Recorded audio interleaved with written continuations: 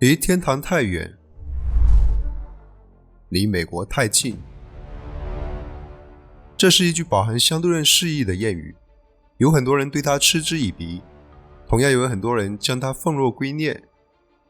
无论你爱它或者恨它，美国就处在那里。甚至上帝他老人家随手一打开窗户都能发现，嘿，外面全是美国。大家好，欢迎回到 P 仔的频道。过去6年多，世界上最大的经济类话题，那必然是中美贸易战了。刚一开打， P 仔跟绝大多数看官一样，认为这就是一场由美国发起的，对中国进行单方面摩擦，顺道向世界秀一秀地球一哥的肌肉，展现美元霸主地位的碾压局。留给中国的无非就是面对雨点般的重拳，只能双臂抱头，然后逮着个空档就对着阿美当头一抱喘口气。画面无比熟悉，台下前台的日本表示，这个剧本我可太熟了，30年前我就以主角的身份向世界演示过了。之所以舆论一边倒的看好美国，好像不需要什么原因吧，或者随手一抓就是一个原因，比如美元霸权，比如美国的经济体量，比如美国一帮手拉手就能将地球围成一个圈的小弟们，或者美国的科技引擎，再不济还有那11个航母战斗群呢。接着就是这6年当中，双方索然无味的见招拆招，各种官话一套一套的往外抖。结果剧情的发展让 P 仔这个无厘头都感觉很无厘头了。虽然中间插入一个疫情副本作为缓冲，但是中国的经济表现着实让人看不到败下阵来的感觉。无论是 GDP 数据还是贸易数据，甚至在面对美国持续加码的情况下，还能腾出手来做个对等反击。这一看就不像是一个世界老二在面对美国的战斗力啊。直到最近华为各种遥遥领先， P 仔才回过味来，然后仔细琢磨一通，标题也就跟着越发大胆。没错，这场贸易战其实不是美国主动发起的，而更像是中国在背后有意无意的策动出来的。而美国呢，半推半就的也就跟进了。想要了解双方矛盾的暴风眼直至拉爆贸易战，那就需要聊一聊两个国家大致的经济运转逻辑和发展诉求了。当然，这一切的唯一前提，就是如今经济全球化之下，美元主导的国际货币体系，俗称美元霸权。相信不少看官已经大致了解了美元霸权的形成。P 仔在这里就简单再总结一下这套运转机制。首先是石油美元的形成。自打1971年尼克松政府关停黄金兑付开始，名义上的金本位货币体系布雷顿森林体系宣告终结，世界上各种主体货币开始进入浮动汇率时期，可谓是百家争鸣。但是对于当时的世界贸易极为不利，影响贸易效率不说，汇率的差异也制约了国际贸易的推进。世界需要再一次钱同币，于是作为地球扛把子的美国，自然就再一次扛起了这杆大旗。刚好那阵子领教过来自中东土豪那波石油危机带来的震撼，有资源才有一切可能。那么当下还有比石油这种资源更能称得上硬通货的吗？于是美国找到沙特等一帮欧佩克国家一通整合，以美元为计价单位的石油美元正式上线。人的惰性往往先从肢体乳酸的分泌开始。既然美元又再一次贴上了世界硬通货的标签，美国咋可能会跟身后一帮小弟一样辛辛苦苦攒钱升级打怪，甘心默默地当一个无情的印刷工，每天为大伙印钱，提供美元流动。于是金融的齿轮悄然运转，先是通过贸易逆差、降息刺激资本外出投资，而直接借贷的方式快速向世界大撒币，大把的美元迅速进入各个国家的重要经济产业，并且体系化地打造了 SWIFT 系统，国际贸易约等于美元结算，就连上帝出门买菜兜里都得揣着美元那种，美元流动性就这样形成了。在这个过程中，美国通过全球贸易逆差网罗世界优质产品，举国的消费狂欢就这样拉开序幕。讲到钱，那怎么少得了信用体系呢？是的，美债来接棒了。由于绝大部分国家并不会将美元当作本国的通用货币，于是呢，就只能拿着各种渠道得来的美元，在世界上购买石油等资源，再投入到国内工业发展，辛辛苦苦生产出优质产品，拿到美国一卖，又换回来一堆美元。但是钱放在床底下，那必然是预期贬值的。刚好美债是个稳赚不赔的投资渠道。稳赚不赔？你们大伙都拿钱来借我，好让我供养整个政府机构的正常运转，还有庞大的军费开支，可不就能保你们稳赚不赔了吗？逻辑在这一刻逐渐闭环了。前面讲到了美元流动跟美债都是美国花钱的工具，但是光花钱不赚钱的话，那这套美元霸权怎么能玩得转呢？那我们来看一下两个主要的赚钱工具。很明显，美国并不会像其他国家那样趴在流水线上当蓝领，高大上的金融玩法才能彰显身份。随着美元不断涌入世界各国，当然来自美国的资本扎根全球产业，深耕赚钱，当然也吸引了大批外国公司进入华尔街上市。抛开企业经营层面的盈利，光是那各种上市投融资服务费用，都能把一众咨询公司养得白白胖胖的了。当然，华尔街的神话故事也离不开一帮前沿科技公司来讲述。正所谓饱软思教育，一个很简单的问题，截止到目前为止，甚至是将来很长一段时间，大到科研氛围，小到柴米油盐，哪一个理由都能让美国成为全世界各路精英趋之若鹜的目的地。这必然引领美国去狂点人类的科技树，然后承包所有新兴产业的起点还有标准。刚好这些产业能够提供最为顶尖的利润率，仗着金融跟科技的双剑合璧，美国在经济平稳周期的赚钱效率那真是螺旋升天了。接下来就是到了大家喜闻乐见的美国军事霸权兜底环节。关于美国的军事力量，P 仔就只用一句话来做个总结：是个人都知道美元霸权机制对自己有多么不合理，但是当美国甩出每年8000多亿美元的军费账单之后，这个不合理一下子就显得那么合理了。用一个比较时髦的词来总结一下美国军队，那就是军工复合体。对于这样一套严丝合缝的收支账本，P 仔只能想到一个词来形容，不好意思，串词了，是美国梦。当然这只是在理想环境下的逻辑闭环，凡事呢就怕一个万一。万一哪天军费非受迫性超支了，或者什么医保法案啥的再搞出个额外支出，又或者万一哪个不长眼的行业工会上街烧垃圾桶要求加薪加福利啥的，那这个收支账本怕是要兜不住了。更可怕的是，假如这几个万一同时发生呢？军费跟财政支出超支，那就需要多发美债借钱，那利息指定涨上去了。回过头来又要超发美元还利息，毕竟这是心照不宣的事嘛。然后过多的美元流入市场，物价上涨就不可避免了。刚好那边又喊着要涨工资的，那企业成本就得跟着往上走，产品价格这下就彻底搂不住了。于是左脚踩着右脚螺旋式物价上涨，直到通货膨胀，甚至恶性通货膨胀引发金融危机。那怎么办呢？钱再印下去，那可是要出大事了。但是没钱还债引发信用崩塌，那就是绝境了。刚好外面不是飘着大把美元吗？那就收回来呗。市场就这样进入加息缩表的周期。前期撒播在世界各地的美元资产闻风而动，争先恐后跑回美债市场继续滚雪球，然后留下满世界一片狼藉，遍地都是被掏空的国家和产业。例如上世纪70、80年代的拉丁美洲，不仅资本被掏空，还倒欠一屁股债，只能拿着国内优质资产去低价还债。这就是著名的美元潮汐。不过这还是相对温和一点的收割大法了，甚至严格来讲，美国并非有意而为之。奈何全球经济都绑在石油美元的战车上下不来了。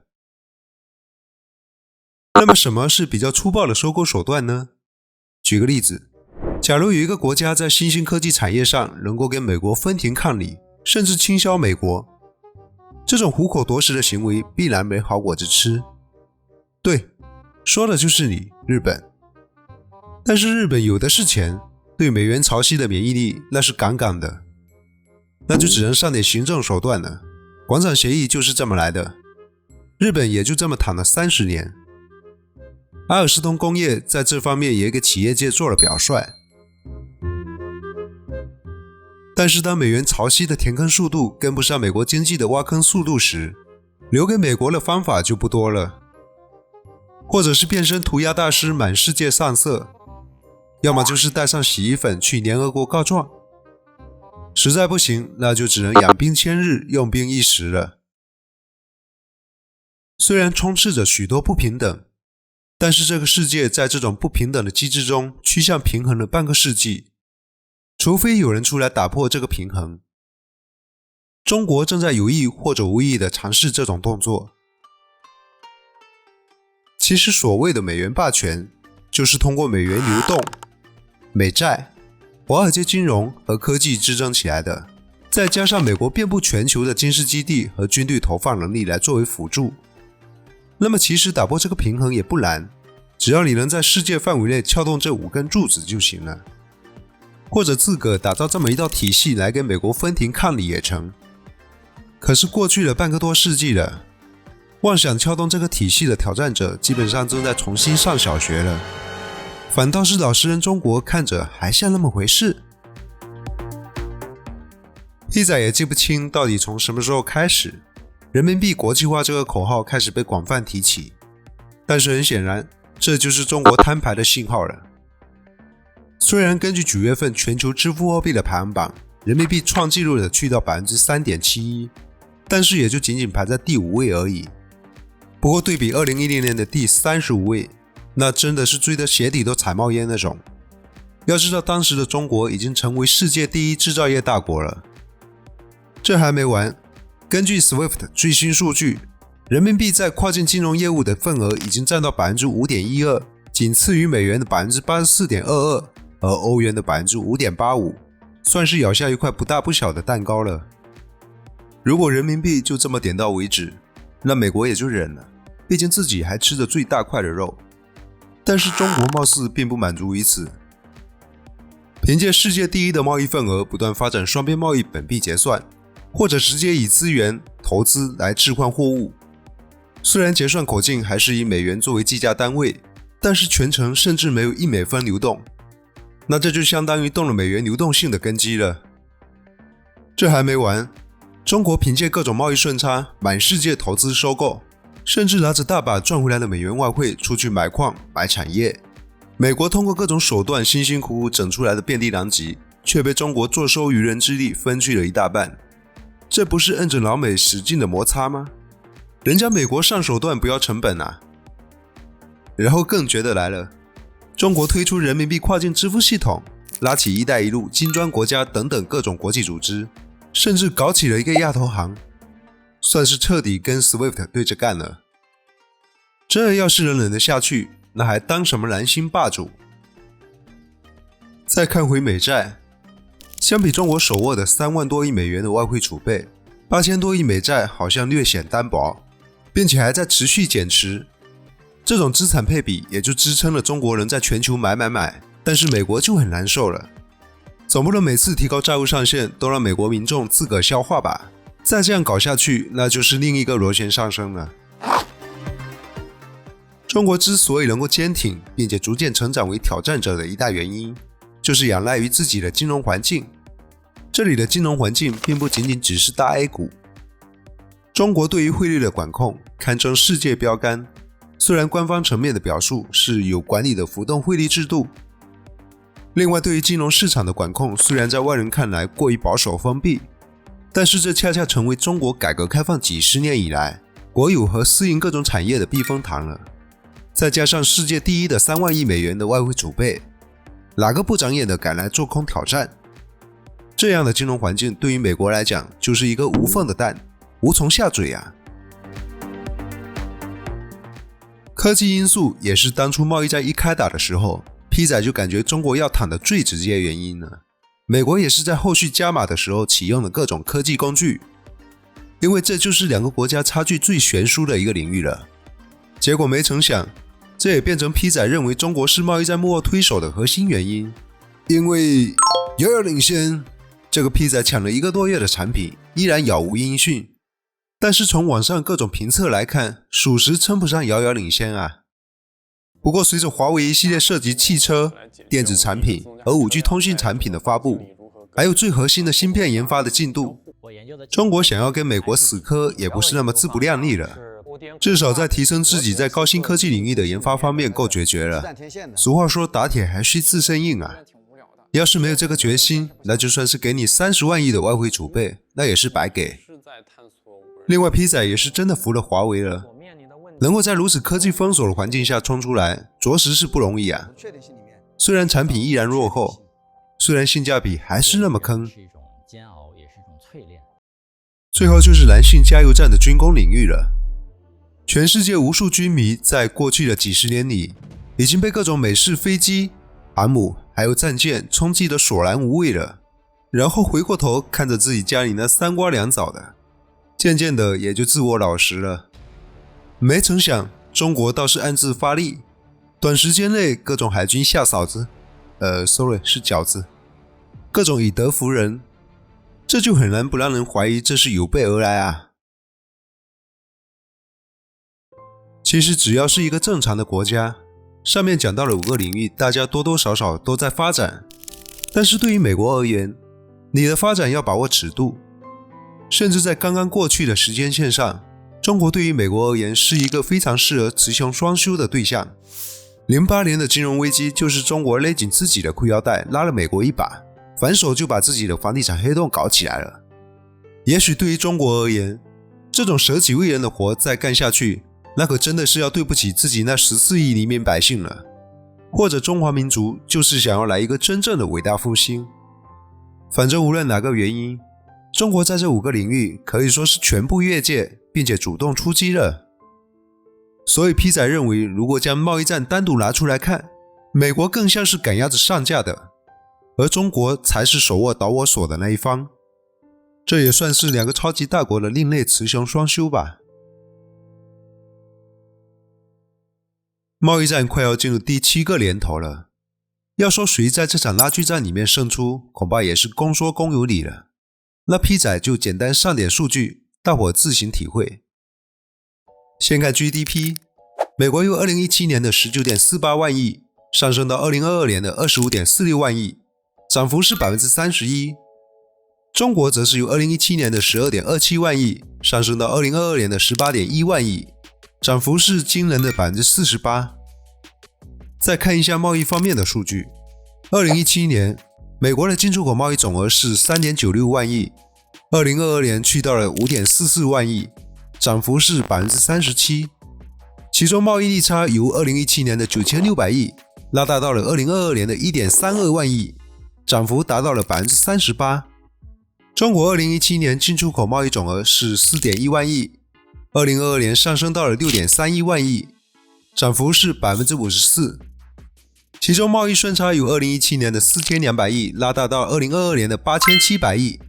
涨幅是 107%。 更有意思的是，双方之间的贸易额从2017年的6335亿上涨到了2022年的7594亿，上涨了14个百分点，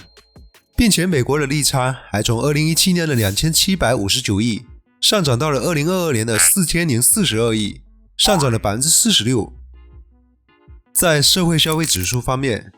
美国的通胀率从2017年的 2.13% 上涨到了2022年的 8%， 中国则是由2017年的 1.59% 上涨到了2022年的 1.97%。 股市方面，2017年道琼斯指数是 19800 点，现在已经飙到了 35700 点了，涨幅去到了 80%。 至于大 A 嘛，批仔也就只能在这里心疼一下大 A 九们了。在科技方面，2017年的美国是 SpaceX 引领全球，如今的美国是 SpaceX 加 AI 引领全球。回头看2017年的中国是产业升级，如今已经变成了遥领先。最后再来看一下军工方面的变化。2017年，第一艘朱姆沃尔特隐形驱逐舰刚刚交付美国海军半年，那时的055大驱还在船坞里蠢蠢欲动了。结果如今8艘055大驱遍地跑的当下，美国国防部正拿着一份长得很像055的舰艇 PPT 在找国会要钱了。看了上面这些数据，该说什么好呢？美国战略防守型进攻，中国战略进攻性防守。至于未来，首先 P 仔认为贸易战已经结束了，如今的格局是两个巨人之间的螺旋竞争跟合作。不知道各位如何看待这场过去的经济战争和未来的巨头 solo？ 至少 P 仔认为对于绝大多数人而言，有得选总比没得选强吧。或者谁又不想当自己梦中的屠龙少年呢？